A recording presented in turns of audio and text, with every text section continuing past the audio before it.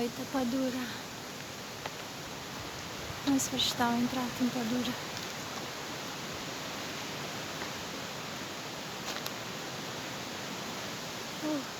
Deci oricum, videourile eu le fac cu intenția ca atunci când o să fim bătrâni, până la 80 de ani, să ne uităm cum eram noi acum. Eu am 55, Crisalida are câte? 50? 50. Deja am 50. Deci practic vrem să vedem dacă ne dă Dumnezeu viață peste vreo 30 de ani să trăim, să vedem cum ne vedem, cum ne purtam, cum ne auzim și așa mai departe. Da.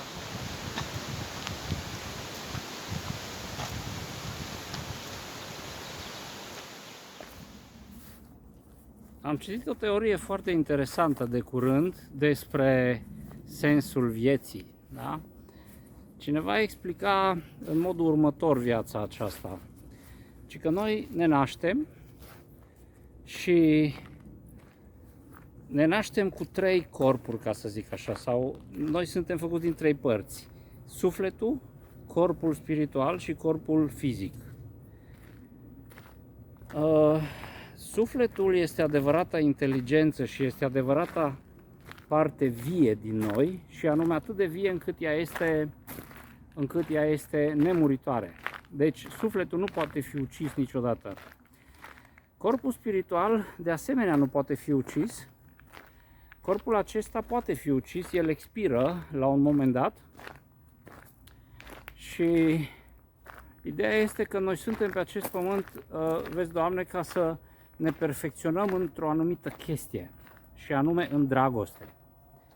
Deci teoria respectivului spune așa: cine a creat tot universul ăsta este una dintre calitățile lui, pentru că are mai multe calități, este dragostea. Adică iubește totul nelimitat. Pentru că dacă nu ar iubi totul nelimitat, ar fi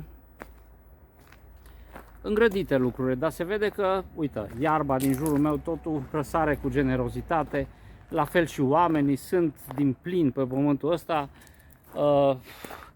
totul este din belșug, da? Din punctul de vedere a acestei ființe care ne-ar fi creat pe noi. Deci, și ideea este în modul următor, ci că ar fi mai multe universuri paralele și aceste universuri paralele tu ai acces la ele în funcție de nivelul de dragoste pe care l-ai atins. De exemplu, dacă tu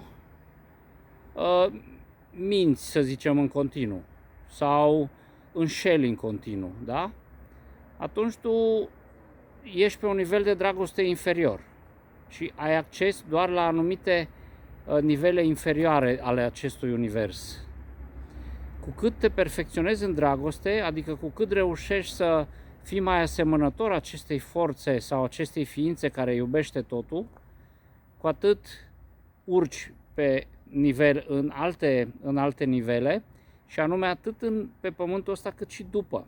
Deci noi, după ce murim, rămâne din noi numai corpul spiritual și sufletul. Corpul spiritual seamănă din punct de vedere al senzațiilor, al sentimentelor și așa mai departe cu corpul ăsta fizic, dar nu din punct de vedere neapărat al cărnii. Și acolo ai vreme, zeci, sute, chiar mii de ani să te perfecționezi în această dragoste ca să urci pe aceste nivele. Da?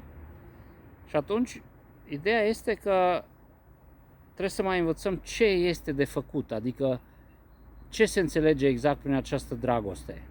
Da? Și aici ai deosebit puțin între dragostea pe care o face omul, care o are omul în cap, și dragostea pe care o are Dumnezeu în cap, sau care este adevărata dragoste. De exemplu, dacă eu mă iubesc pe mine și fac ceva în interesul meu, dar eu mă duc și omor o ființă lângă mine, o ucid, eu nu am adevărata dragoste în mine. O am pe cea pentru mine, dar nu am pe adevărata. Adevărata este să iubești și pe celălalt cum te iubești pe tine însuți. Și când ajungi să trăiești în faza asta, deja urci pe nivelele de dragoste. Foarte interesantă teorie, mai revin.